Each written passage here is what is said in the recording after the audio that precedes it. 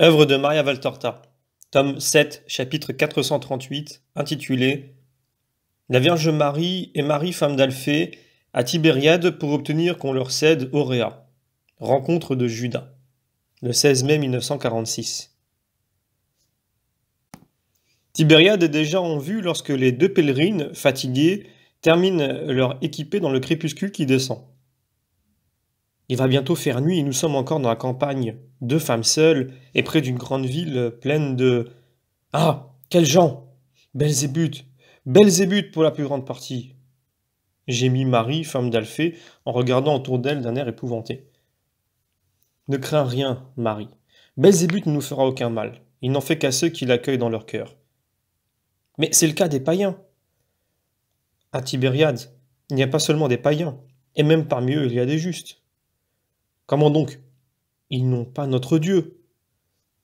Marie ne répond pas, car elle comprend que c'est inutile. Sa brave belle-sœur n'est que l'une des si nombreuses Israélites qui croient être les seules à posséder la vertu, sous prétexte qu'elles sont juives. Un silence s'instaure et l'on n'entend que le bruit des sandales qui chaussent les pieds fatigués et poussiéreux. Il aurait mieux valu prendre la route habituelle. Nous la connaissions, elle est très fréquentée. Mais celle-ci, au milieu des jardins, solitaire, inconnue, j'ai peur. Voilà. Mais non, Marie. Regarde, la ville est là à 2 pas. Ici, ce sont les jardins tranquilles des cultivateurs de Tibériade, et la rive est toute proche. Veux-tu que nous y allions sur la rive? Nous trouverons des pêcheurs. Il suffit de traverser ces jardins. Non, non. Nous nous éloignons de nouveau de la ville, et puis les bateliers sont presque tous grecs, crétois, arabes, égyptiens, romains. On dirait qu'elle énumère autant de classes de l'enfer. La Vierge ne peut s'empêcher de sourire à l'ombre de son voile. Elle s'avance. La route se change en avenue. Il y a plus d'ombre que jamais. Et plus de peur que jamais pour Marie, femme d'Alphée, qui invoque Yahvé à chacun des pas de plus en plus traînants qu'elle fait. Allons, courage, dépêche-toi, si tu as peur. Dit pour l'encourager la Vierge qui, à chaque invocation, a répondu Maran Atta. Mais Marie, femme d'Alphée, s'arrête tout à fait. Mais pourquoi as-tu voulu venir ici? Peut-être pour parler à Judas? Non, Marie, ou du moins pas précisément pour cela. Je suis venu pour parler à la Romaine Valéria. Miséricorde, nous allons chez elle? Ah non, Marie, ne fais pas cela. Moi, je ne veux pas t'y accompagner. Mais que vas-tu y faire? Chez ces anathèmes. La Vierge Marie n'a plus son doux sourire. Elle prend une expression sérieuse et demande. Tu ne te rappelles pas qu'il faut sauver Auréa? Mon fils a commencé sa libération. Moi, je vais l'achever. C'est ainsi que tu pratiques l'amour envers les âmes? Mais elle n'est pas une fille d'Israël. En vérité, tu n'as pas encore compris le moindre mot de la bonne nouvelle. Comme disciple, tu es très imparfaite. Tu ne travailles pas pour ton maître et tu me peines beaucoup. Marie, femme d'Alphée, baisse la tête. Mais son cœur, plein des préventions d'Israël mais naturellement bon, prend le dessus. Elle embrasse Marie en sanglotant et lui dit Pardonne-moi, pardonne-moi. Ne me dis pas que je te peine et que je ne sers pas mon Jésus. Oui, je suis très imparfaite, je mérite ce reproche, mais je ne le ferai plus. Je viens, je viens. Même en enfer si tu vas en arracher une âme pour la donner à Jésus. Fais-moi un baiser, Marie, pour me montrer que tu me pardonnes. Marie l'embrasse et elles reprennent la route, agiles, réanimées par l'amour. Les voilà à Tibériade du côté du petit port des pêcheurs. Elles cherchent la maison de Joseph, le batelier disciple. Elles la trouvent, elles frappent. La mère de mon maître, entre, femme, et que Dieu soit avec toi, et avec moi qui t'offre l'hospitalité. Entre toi aussi, et que la paix soit avec toi, mère des apôtres. Elles entrent, tandis que la femme et la toute jeune fille du batelier accourent pour les saluer, suivies d'une nichée d'enfants plus petits. Un repas frugal est vite pris. Et Marie, femme de Cléophas, fatiguée, se retire avec les enfants de la maison, sur la terrasse élevée d'où on voit le lac qui bat le rivage. On l'entend plus qu'on ne le voit, car il n'y a pas encore de lune. Seule reste donc la Vierge Marie, le batelier et sa femme, qui s'efforcent de leur tenir compagnie, mais qui somnolent en réalité en dodelinant de la tête. Elle est fatiguée, dit Joseph pour l'excuser. La pauvre. Les maîtresses de maison sont toujours lasses le soir. Oui, elle travaille beaucoup. Ce n'est pas comme celles qui se prennent du bon temps, dit avec mépris le batelier en montrant des barques illuminées qui se détachent de la rive parmi chants et musique. C'est maintenant qu'elles sortent, elles? Pour elles, c'est maintenant que la fatigue va commencer. Quand les gens, comme il faut, dorment. Et elles font tort aux travailleurs car elles vont soi-disant pêcher dans les meilleurs endroits en nous obligeant à fuir, nous qui tirons du lac le pain de la famille. Qui est-ce? Des Romaines et leurs semblables. Et en tête on voit Hérodiade avec son impudique fille et aussi d'autres femmes d'Israël, car des Maries de Magdala nous en avons beaucoup. Je parle de Marie avant son repentir. Ce sont des malheureuses. Des malheureuses? C'est nous qui sommes malheureux. Nous qui ne les lapidons pas pour purifier Israël de celles qui sont corrompues et qui nous apportent les malédictions de Dieu. Pendant ce temps, d'autres barques se détachent et le lac rougit sous les lumières des barques des jouisseurs. Tu sens cette odeur de résine? Ils s'enivrent avec la fumée pour commencer, puis ils font le reste au cours des banquets. Ils sont capables d'aller aux sources chaudes de l'autre côté. Dans ces termes, il s'y passe des choses infernales. Ils reviendront à l'aube, à l'aurore, peut-être plus tard, ivres, entassés les uns sur les autres comme des sacs, hommes et femmes, et les esclaves les porteront à l'intérieur de leur maison pour que passe l'orgie. Justement, toutes les belles barques sortent ce soir. Regarde, regarde donc. Mais j'ai plus de colère contre les Juifs qui s'y trouvent que contre eux. Eux, on le sait déjà, ce sont des animaux sans vergogne. Mais nous, femmes, sais-tu que l'apôtre Judas est ici? Oui. Il ne donne pas le bon exemple, tu sais. Pourquoi? Il va avec ces gens? Non. Mais il a de mauvais compagnons et une femme. Moi, je ne l'ai pas vu. Aucun de nous ne l'a vu avec eux. Mais des pharisiens nous ont raillis en nous disant: votre apôtre a changé de maître. Maintenant, il a une femme et il se trouve en bonne compagnie avec des publicains. Ne porte pas de jugement, Joseph. D'après de simples on dit. Tu sais que les pharisiens ne vous aiment pas et qu'ils ne louent pas non plus le maître. C'est vrai, mais le bruit court et cela finit par causer du tort. Comme il est né, il tombera. Toi, ne pêche pas contre ton frère. Où loge-t-il? Le sais-tu? Oui, chez un ami, je crois, qui tient un commerce de vin et d'épices. C'est le 3e magasin à l'est du marché après la fontaine. Toutes les romaines sont-elles pareilles? À peu près. Même si elles ne font pas voir, elles font le mal. Quelles sont celles qui ne se font pas voir? Celles qui sont venues chez Lazare pour la Pâque, elles se tiennent plus à l'écart. Je veux dire qu'elles ne vont pas toujours au banquet, mais elles y vont toujours assez pour que l'on puisse s'affirmer qu'elles sont impures. Dis-tu cela parce que tu en es sûr? Ne serait-ce pas tes préjugés d'hébreux qui te font parler ainsi? Examine-toi, vraiment. Eh bien, à vrai dire, je ne sais pas. Je ne les ai plus vues dans les barques de ces dégoûtants. Mais elles vont en barque la nuit sur le lac. Toi aussi? Bien sûr, quand je veux pêcher. Il fait tellement chaud. La nuit on ne trouve de fraîcheur que sur le lac. Ce sont tes propres mots pendant le dîner. C'est vrai. Alors pourquoi ne pas penser qu'elles y vont, elles aussi, pour cette simple raison?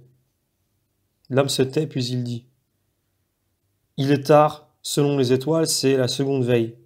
Je me retire, femme. Tu ne viens pas? Donc je reste ici en prière, je sortirai de bonne heure. Ne t'étonne pas si tu ne me trouves pas à l'aube. Tu peux faire ce que tu veux, Anne. Allons, au lit. Il secoue sa femme qui dort à point fermé et ils s'en vont. Marie reste seule, elle s'agenouille et prie tant et plus. Mais elle ne perd pas de vue les barques qui voguent, les barques des riches, celles qui passent toutes illuminées, accompagnées de fleurs, de chants et de fumée d'encens. Elle se dirige, en grand nombre, vers l'Orient. La distance les rend toutes petites, le bruit des chants n'arrive plus. Il reste une barque solitaire qui resplendit au large dans le miroir d'eau qu'éclaire la lune à son coucher devant Tibériade. Elle va et vient lentement. Marie l'observe jusqu'au moment où elle voit que sa proue se tourne vers le rivage. Elle se lève alors en disant: Seigneur, aide-moi. Fais que ce soit. Puis elle descend d'un pas léger le petit escalier, entre doucement dans une pièce dont la porte est entr'ouverte. À la blanche clarté de la lune, il est possible de distinguer un petit lit. La Vierge Marie se penche sur lui et appelle: Marie, Marie, réveille-toi, nous partons. Marie, femme d'Alphée, s'éveille et encore étourdie par le sommeil, elle demande en se frottant les yeux: c'est déjà l'heure de partir? Comme le jour s'est levé tôt. Elle est tellement abasourdie qu'elle ne se rend pas compte que ce n'est pas la clarté de l'aube, mais la faible phosphorescence de la lune qui entre par la porte ouverte. Elle s'en aperçoit quand elle est dehors sur le coin de terre cultivé qui se trouve devant la maison du batelier. Mais il fait nuit, s'écrie-t-elle. Oui, mais nous allons faire vite, puis nous sortirons aussitôt de cette ville. Du moins je l'espère. Viens, par ici, le long de la rive. Dépêche-toi avant que la barque n'accoste. La barque? Quelle barque? Demande Marie. Mais elle court derrière la Vierge qui marche rapidement sur la rive déserte en direction du petit môle vers lequel la barque se dirige. Tout essoufflées, elles arrivent quelques instants avant la barque. Marie regarde attentivement et s'exclame. Louange à Dieu, ce sont elles. Maintenant, suis-moi, car il faut que j'aille là où elles vont. Je ne sais pas où elles habitent. Mais Marie, par pitié, on va nous prendre pour des prostituées. La toute pure secoue la tête et murmure. Il suffit de ne pas l'être. Viens. Et elle l'attire dans la pénombre d'une maison. La barque accoste et pendant la manœuvre, une litière s'arrête tout près en attendant d'être portée en avant. 2 femmes y montent tandis que 2 restent à terre et marchent auprès d'elle. La litière avance au pas cadencé de 4 numides vêtus d'une très courte tunique sans manches, qui leur couvre à peine le torse. Marie leur emboîte le pas, sans tenir compte des sourdes protestations de Marie, femme d'Alphée. 2 femmes seules, derrière ces hommes, en plus ils sont à moitié nus. Oh! Après quelques mètres de route, la litière s'arrête. Une femme en descend pendant que l'homme qui est en tête frappe à un portail. Porte-toi bien, Lydia. Toi aussi, Valéria. Une caresse à Faustina pour moi. Demain soir, nous lirons encore en paix pendant que les autres font la fête. Le portail s'ouvre et Valéria, avec son esclave ou son affranchi, est sur le point d'entrer. Marie s'avance alors. Domina, un mot. Valéria regarde les 2 femmes enveloppées dans un manteau hébraïque, très simple, dont la capuche descend assez bas sur leur visage et elle les prend pour des mendiantes. Elle ordonne. Barbara, donne le bol. Non, Domina, je ne demande pas d'argent. Je suis la mère de Jésus de Nazareth, et voici ma parente. Je viens ici en son nom te faire une prière.